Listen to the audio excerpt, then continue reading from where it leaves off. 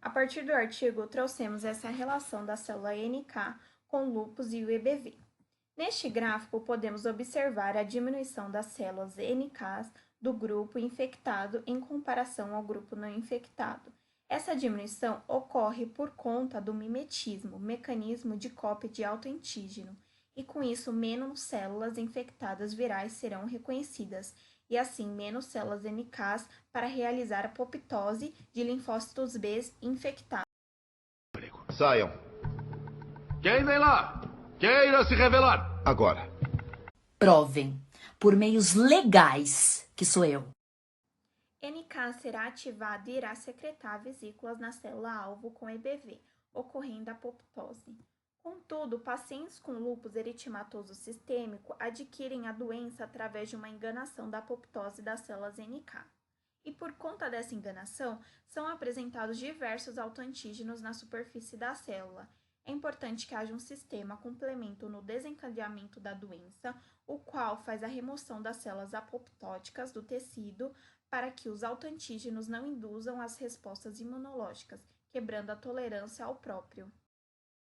E agora nós vamos falar um pouquinho sobre a proteína EBNA1. O gene da proteína EBNA1 liga-se ao DNA do vírus, fazendo com que o genoma viral permaneça na célula infectada como um epissoma circular. Desempenha, portanto, um papel central na manutenção da infecção latente pelo EBV. O gene EBNA1 é necessário para a replicação do genoma viral e é um fator regulador-chave na transcrição dos genes latentes e de infecção. A proteína transcrita do EBNA1 é separada por uma sequência repetitiva de glicina, glicina e alanina. Essa sequência inibe a apresentação do antígeno ao complexo maior de histocompatibilidade, inibindo a resposta imune do hospedeiro ao EBV. Além disso, essa sequência aumenta a meia-vida do EBNA1. Agora iremos falar sobre o lúpus, EBV e a proteína EBNA1. Abaixo o nome das seguintes células. A relação do EBV com o lúpus e a proteína EBNA1. O vírus infecta os linfócitos B através de uma ligação do TLR, que vai reconhecer um envelope de glicoproteínas no vírus, um PAMP. Então o vírus se replica dentro do linfócito B, para que ele permaneça dentro da célula e passe despercebido pelo linfócito T. Ele faz um mecanismo chamado mimetismo.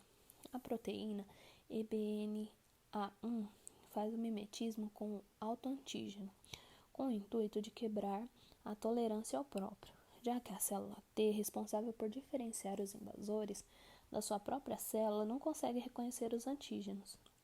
O linfócito TCD8 perde essa capacidade de diferenciação. Assim, já mimetizada a proteína EBNA1 irá se ligar ao DNA do vírus, permitindo que ocorra a replicação viral do citoplasma da célula hospedeira. A regulação da célula T antiviral é um mecanismo proposto para aumentar as vagas virais. O mimetismo também pode ocorrer na interleucina 10 humana, criando uma interleucina 10 viral, sendo assim inibe a ação da interleucina 10 humana, facilitando a reativação do EBV, e com a proteína EBNA1 é possível manter o estado de latência do vírus para a manutenção do EBV em forma epissomal. Neste estudo foi constatado que dentre 85 pacientes, a maior parte com lúpulos foram do sexo feminino, com a estimativa de 91,8% de anticorpo anti-EBV, e se tratando dos outros 8,2% sendo masculinos. Estudos mostram que mulheres que possuem um cromossomo X, fazendo assim com que os hormônios sexuais femininos aumentem a gravidade do lúpulus. 84 dos 85 pacientes desse estudo mostram-se positivos a anticorpos IgG. A maioria dos pacientes com lúpus apresenta sintomas moderados, podendo se agravar durante as crises e depois desaparece. Por que isso acontece? Isso tem relação com a reativação do EBV, que contribui para as crises de lúpus. Você sabia que o EBV pode levar a outras doenças autoimunes?